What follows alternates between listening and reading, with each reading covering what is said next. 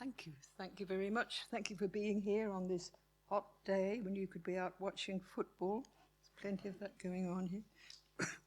Last time I read here at this festival, my fellow poet, he went first and I was second, and he read a whole lot of poems about penises. He kept saying, oh, sorry, there's another one about a penis, and then he'd read it and there'd be roars of laughter, and I got more and more solemn about the contents of my poem. So I'm going first, and I don't think I've got any penises anyway when I do start. But I'll begin with a poem that I nearly always begin with because it sort of settles the nerves. It's called Things. There are worse things than having behaved foolishly in public. There are worse things than these miniature betrayals, committed or endured or suspected.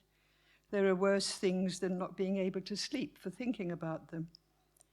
It's 5 a.m. All the worst things come stalking in and stand icily about the bed, looking worse and worse and worse. Neil said I lived here for 2 years, and while I was living here, there was the marauder and murderer and, well, whatever you like to call him, the Yorkshire Ripper was around. So there was a lot of gossip about whether he might in fact be the Sunderland Ripper or the Newcastle Ripper or the something else, because the people would ring up with the BBC with the accents purporting to be him. So I wrote this poem called Street Song. It's about the nursery rhyme names of all the names of the streets where we lived, and I was going through them last night in a taxi going back through the restaurant. Oh, look, there's a Backstowell Street. So anyway, Street Song. Pink Lane, Strawberry Lane, Pudding Chair. Someone is waiting, I don't know where. Hiding among the nursery names, he wants to play peculiar games. In Lees's Terrace or Lees's Park, someone is loitering in the dark, feeling the giggles rise in his throat and fingering something under his coat. He could be sidling along 4th Lane to stop some girl from catching her train, or stalking the grounds of the RVI to see if a student nurse goes by. In Belgrove Terrace or Fountains Road or Hunter's Road, he's raring to go, unless he's the quiet shape you'll meet on the cobbles in Backstowell Street. Monk Street, Friar Street, Gallowgate are better avoided when it's late. Even in Sandhill and the side, there are shadows where a man could hide. So don't go lightly along Down Crook, because the Ripper's been brought to book. Wear flat shoes and be ready to run. Remember, sisters, there's more than one. You can't go along Down Crook. Well, you can, but it's not called that any longer. They've given it a sort of a respectable name, St Andrew Street, but Down Crook sounds better to me. Also, it rhymes.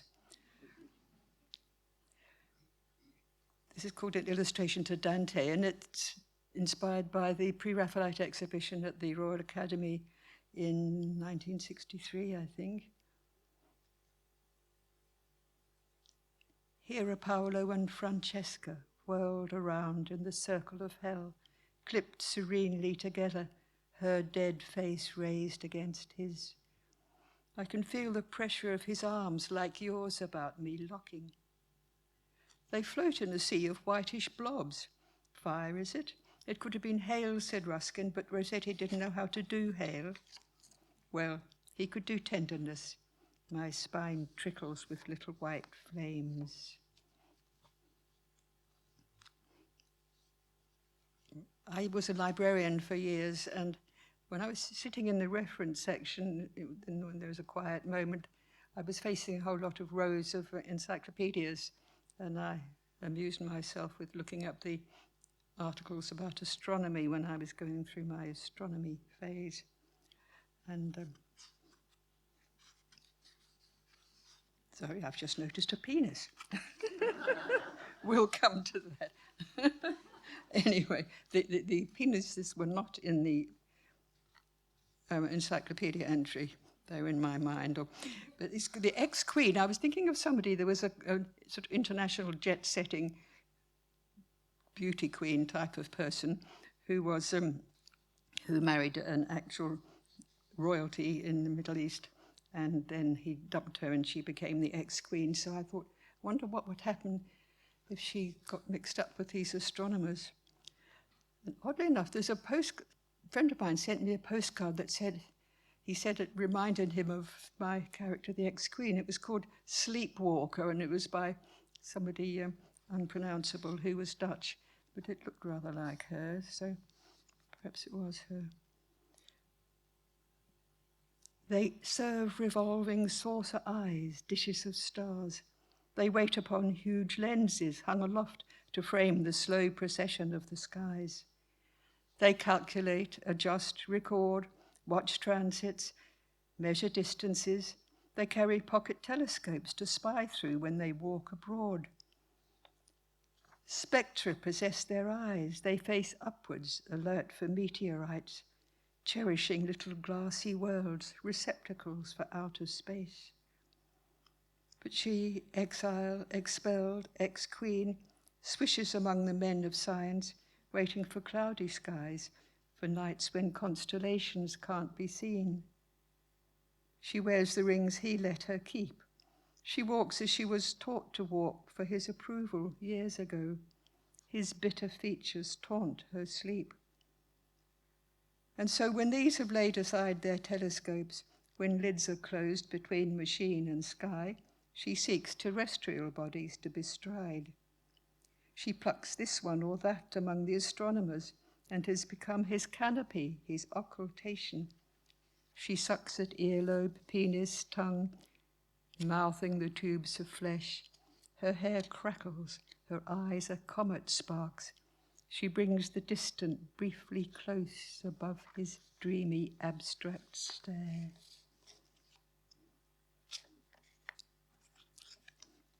This is a video. I've got an unfortunate habit now and then of writing poems that incorporate technology, which immediately becomes obsolete, but people sort of remember it vaguely or they look it up. And this one's called The Video, and there's something else in it that we don't use nowadays. But but the condition that it refers to, which is sibling rivalry, is permanent, and we all suffered from it.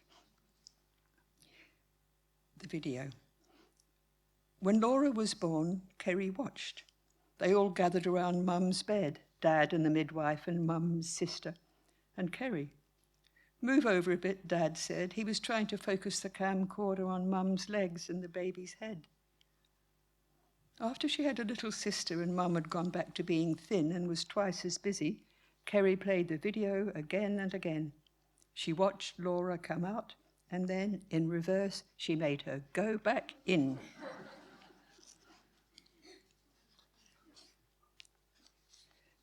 This is one of my family and ancestor poems. It's about my father, so he's both family and ancestor. But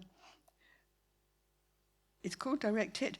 When we came over here in 1939, and he wanted to do a PhD at Birkbeck in psychology, which you couldn't study in New Zealand. But when he got here, the war broke out. He came first, ahead of us. My mother and sister and I were stopping off in Australia to go and meet some aunties. And my father was being shown around somewhere in France, and they were digging trenches, and they suggested he should get across the channel as fast as possible to England before waiting any longer. So when he got there, he didn't want to kill people because he was a pacifist, so he joined the civil defense, and that involved helping people, rescuing them, digging them out of bombed buildings, and things that he never told any of us about until afterwards. And then not much, because my sister and I were just little kids. So I wrote this poem. It's called Direct Hit. It's got 3 sections, and the first one is my own memories from the time I was 10. And the second one is based on his letters to his parents. He wrote faithfully to his mother and father, possibly looking ahead at the time when that would be a record that he'd want to refer to for his experience during the war.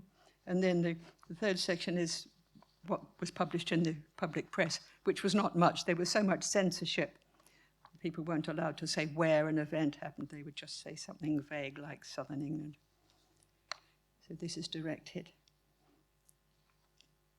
the way they told us to us at the time, if it hadn't swapped his day off with a friend to come home for his birthday, he'd have been killed.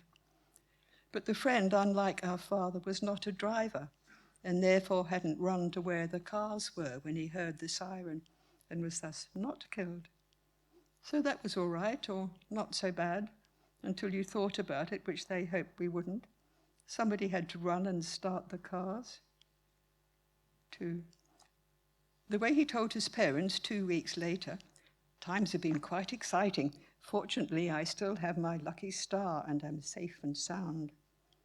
Our depot, however, was completely demolished, which explains why this letter is not typed. I have lost both my cars, but they will be covered by war damage insurance.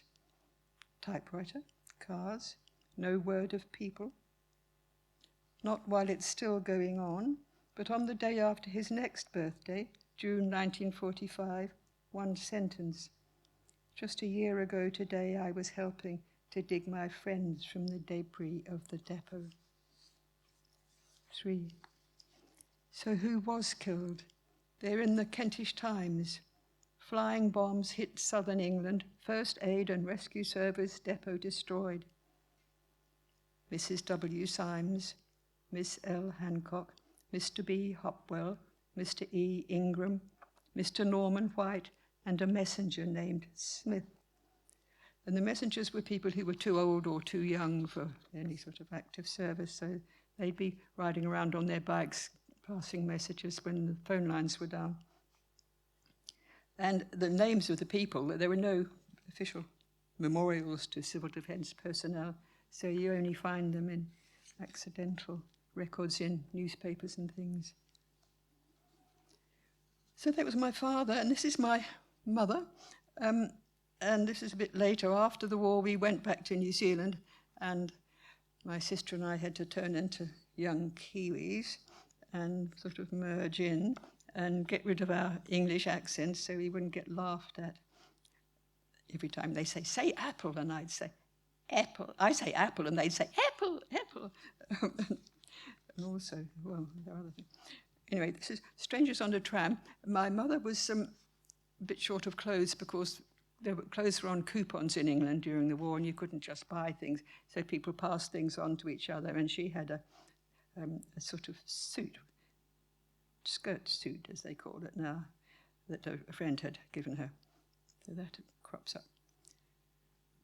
I was on a tram going home from school when who should get on it but my mother, wearing the brown tweed costume Mrs. Dowell passed on to her before we left England.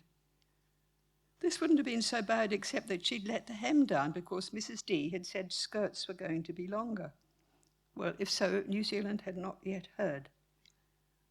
Mothers were supposed to be stout with grey hair and not go around predicting the new look. There were some girls on the tram I sort of knew. I pretended this woman was a stranger. Amazingly, she pretended the same, apart from giving me a furtive wink. How dare she have the cheek to understand me? It was hard to work out what to resent.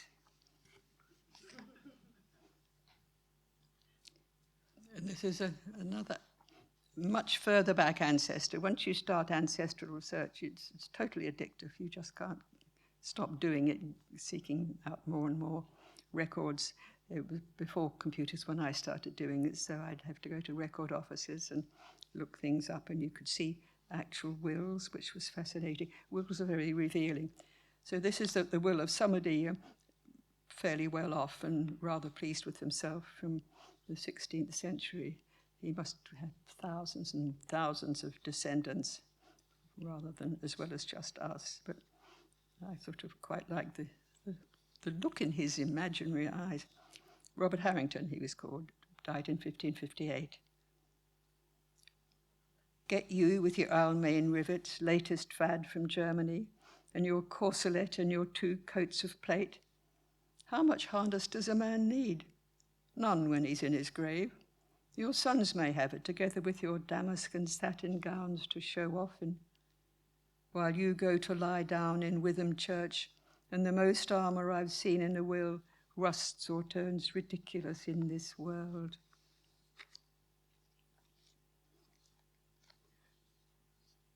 And this next one does have a sort of connection with that, although I didn't realize it at the time. This is just called The Lipstick. If I throw it into a bin, this lipstick I bought by mistake, which wears the same metallic case as my regular pink brandy, but is so shudderingly wrong that when I use it on my lips, it makes my face look cyanized. Cyanose. It will finish up in landfill, seeping and oozing, leaking fats through its patiently corroding armor, wailing invisibly into the soil with its puce voice. And I mentally and visually connected that with somebody in maybe the Wars of the Roses, some knight in armor being buried and everything going rusty around him. Also, I like puce voice. I really like that phrase. This is Karen, and he was the name, as you all know, of course, the ferryman or boatman who conducted the souls of the dead across the Styx into the next world. He was a psychopomp, which is a new word in my vocabulary. But I have someone else in mind in the poem, someone when you're supposed to disapprove of, but I don't totally. There's a pun involved. The whole thing is a pun from, well, you'll see. Where is Dr. Shipman when we need him to ferry us across the fatal stream and land us gently in Elysium? Shipman, boatman, ferryman, whatever the craft he plies to help us cross the river, we seem to have been waiting here forever. How did we get the timetable so wrong? Things are becoming vague and we're not strong. Life was okay, but it went on too long. When we've forgotten how to keep afloat, scoop us up, Doctor, in your kindly boat and carry us across the final moat. Well, I know he was a mass murderer, Harold Shipman, but all the same, I can't help thinking that if you were suffering from some uncomfortable disease and you were in your 70s or 80s and a nice, kind doctor came around and said, no, it's all right, I can fix this for you, just a little sleep and stuck a needle in your arm, I think that would be better than what does happen to us when we're very old. It hasn't happened to me yet, but it's going to come. So,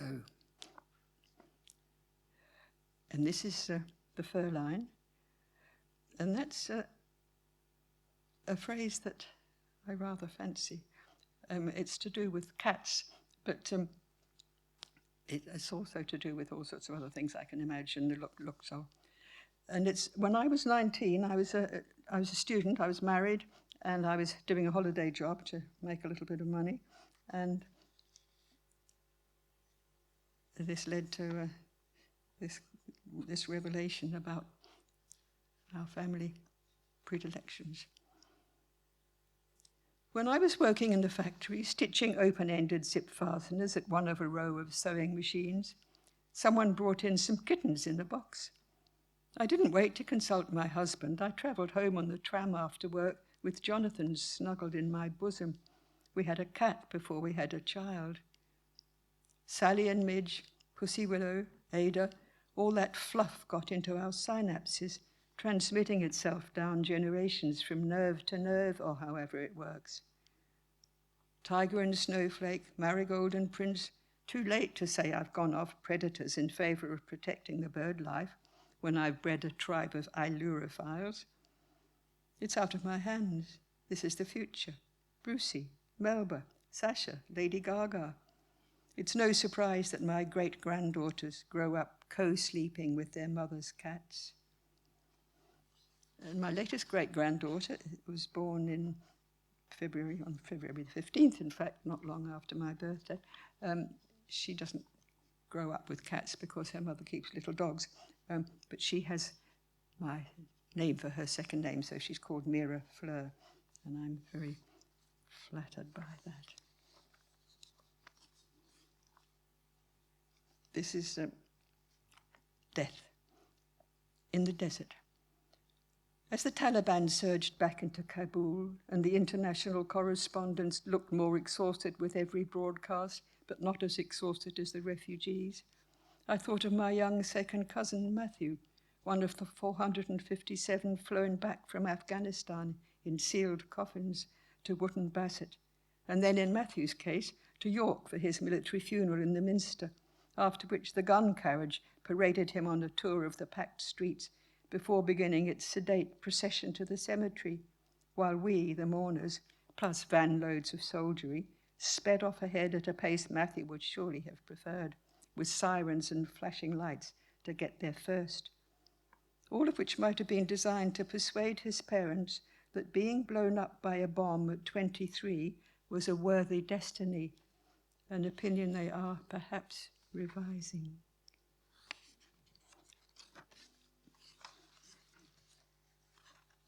And I read two more sort of, one's an oldie, one's a not quite so oldie. This one's called the Other Christmas Poem. Every now and then people commission you to write a poem for a pamphlet on some topic, and it might be 10 poems about robins or 10 poems about garden sheds. And this time it was about Christmas, and I said, I don't really do Christmas, but anyway, I offered them one and didn't think much of it. And then I suddenly had an inspiration, and I wrote this one. I called it The Other Christmas Poem.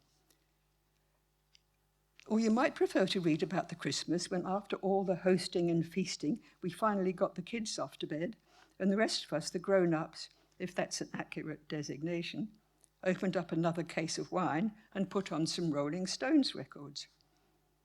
I think it was Ruth, a friend of a friend, who found the room a bit overheated and made the decision to take her top off, something it seemed she was given to doing at the slightest provocation. Her husband greeted this with tolerance and before too long had removed his shirt. Several other people shed theirs. One of the women undid her dress in a vaguely absent-minded way. The dancing hotted up. Ruth took off her bra.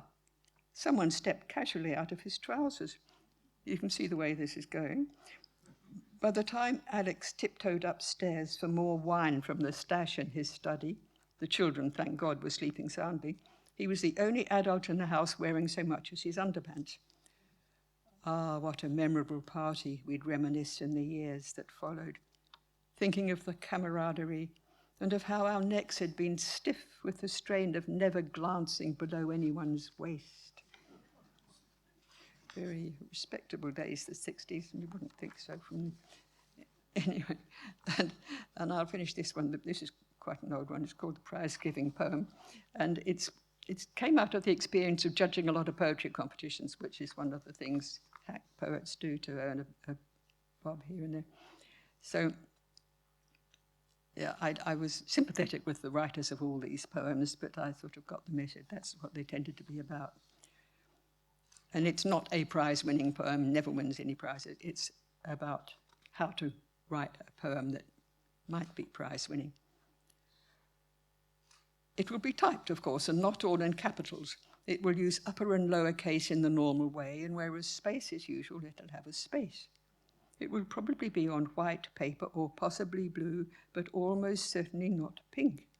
It will not be decorated with ornamental scrollwork in coloured ink, nor would a photograph of the poet be glued above his or her name, and still less a snap of the poet's children frolicking in a jolly game. The poem will not be about feeling lonely and being 15, and unless the occasion of the competition is a royal jubilee, it will not be about the Queen. It will not be the first poem that the poet has written in his life, and will probably not be about the death of his daughter, son, or wife, because although to write such elegies fulfills a therapeutic need, in large numbers they are deeply depressing for the judges to read. The title will not be Thoughts, or Life, or I Wonder Why, or The Bunny Rabbit's Birthday Party, or In Days Gone By. Tis and 'twas, or and ere, and such poetical contractions will not be found in the chosen poem. Similarly, cliches will not abound. Dawn will not herald another bright new day, nor dew sparkle like diamonds in a dell, nor trees their arms upstretch. Also the poet will be able to spell. Large, meaningless concepts will not be viewed with favour. Myriad is out. Infinity is becoming suspect. Eons and galaxies are in some doubt. Apart from this, there will be no restrictions upon the style or tone. What is required is simply the masterpiece we'd all write if we could. There's only one prescription for it. It's got to be good. Thank you.